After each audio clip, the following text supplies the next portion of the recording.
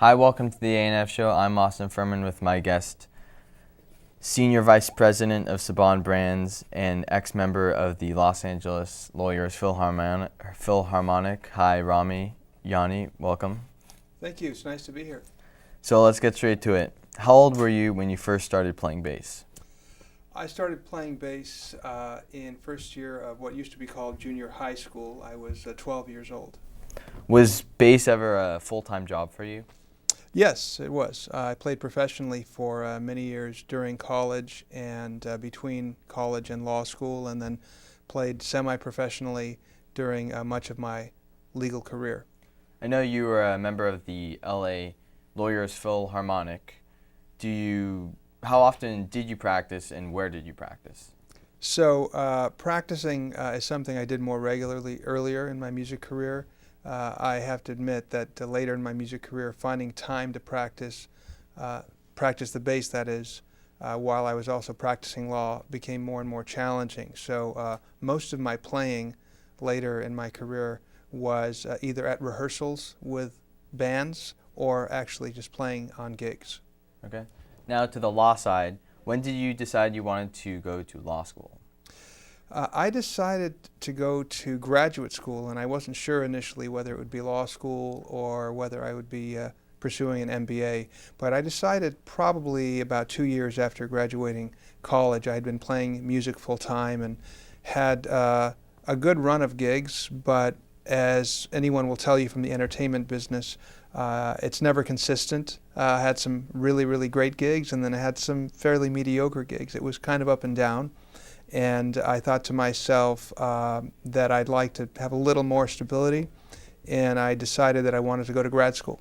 But I wasn't sure whether it would be law school or, as I said, an MBA. And after doing some research, I thought that getting a legal education would be something that I could use in any future career direction. Very helpful. Yeah. How has law school affected your music career? How has it affected it? Well, it slowed it down a bit, I can tell you that.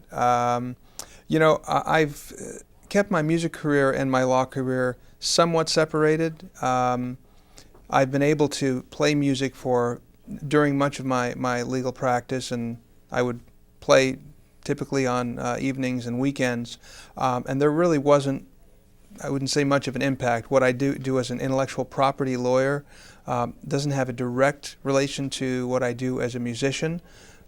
So they sort of coexist, but not necessarily influenced by one another. What type of specific law did you study in school? There wasn't a specific law. I got a law degree, which is called a JD, Juris Doctor, and I didn't study with a specific emphasis in a particular area. I ended up focusing on intellectual property about 3 years into law practice. I began as a general civil practitioner. But in law school, it was a regular law school curriculum. It didn't have a specific focus. How many firms have you worked for in your entire life? That's a trick question. I have to think about that. 1, 2, 3, 4, 5.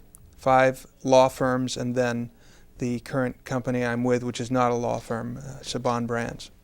I have to ask you, how does it feel to work for a major philanthropist and businessman, Haim Saban? It's very exciting to work for Haim Saban. He is a very gifted businessman and knows his business very well. He knows the entertainment and media industry extremely well, and it's been a real learning experience working with him.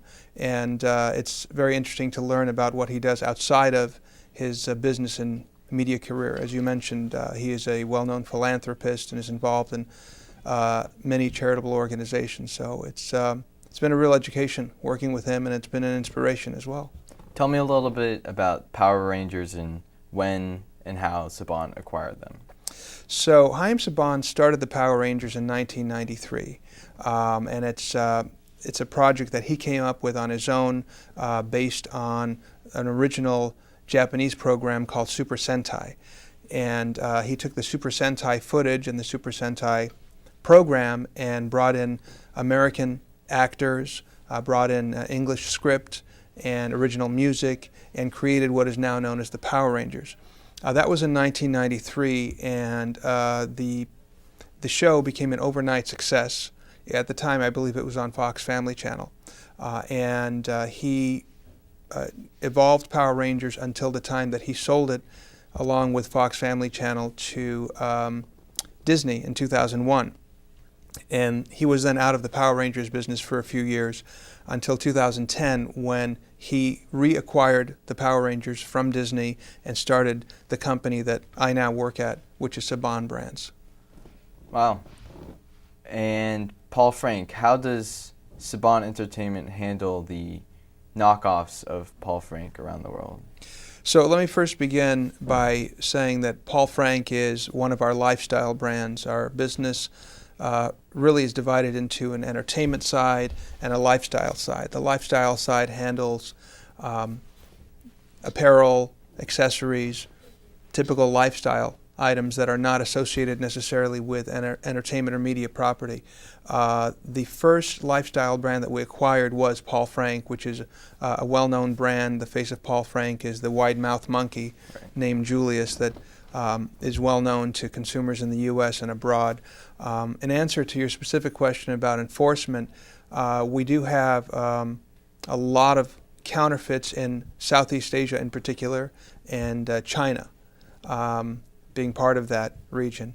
And how do we handle counterfeits and knockoffs? We spend a lot of time and energy and money working with local lawyers in China and other parts of that region, going after counterfeiters. We take legal action, we do raids, we go into stores and shut down stores with local police and other enforcement authorities.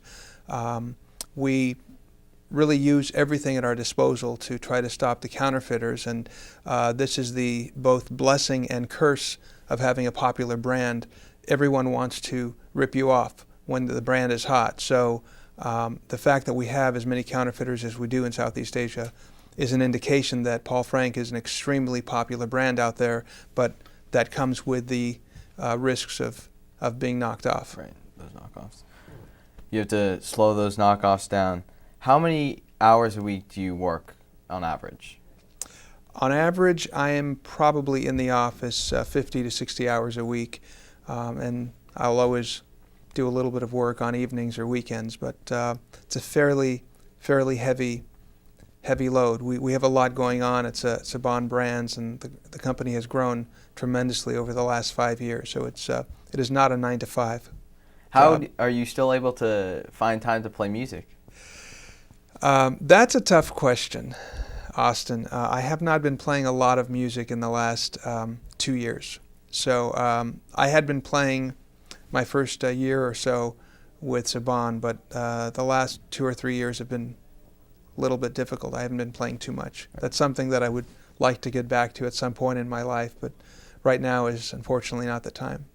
You received your BA from UCLA and your JD from Loyola. What are your thoughts on your eldest daughter attending USC? That's a great question. I am very, very impressed with what I've seen at USC, and even though I grew up as a Bruin and was brainwashed to hate all things USC, the truth is it's a really, really good school, and my daughter, I think, is having a great experience and getting an excellent education there, and I've been very pleased with what I've seen at USC and how it's evolved over the last 20 years, really. So I have no hesitations about that. USC versus UCLA in a football game. Who are you rooting for? Oh, wow. That's a very tough question. I want to say that I'm supportive of USC because they get all my tuition dollars, but I think at the end of the day, there is still a part of me that wants UCLA to win, and I think that just comes from being a Bruin. Right. So that's probably where I'd come out on that. Okay. Tell me, what is the average Saturday or Sunday like for Rami Yanni. Yanni. That's okay. The average Saturday or Sunday. Saturday involves chores, some gardening, exercising, catching up on mail,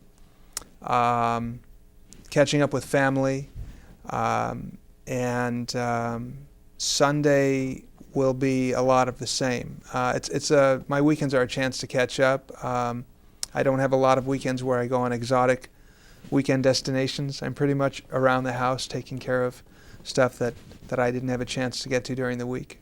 If you could change one thing in your entire life, what would that be? One thing in my entire life.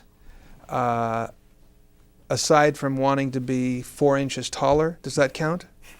I guess that counts. You could count that. But aside from that. One thing in my entire life.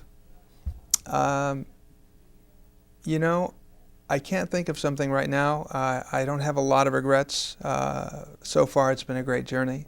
Okay. So to think of something right now that I could change, I feel pretty blessed. All right. Life's been good to me, so not too much that I need to change right now. Rami, Yanni, counting his blessings. And on that note, we will end the A&F show. For Austin Furman, Rami, Yanni, we'll see you next time. Thank you. Yes, Yanni. Yes, Yanni. thank you. So, No, very Really? close. I'm from the other side of the Sinai. I'm Egyptian. really? Yes. You look very, yeah, probably people ask if you're. Many people ask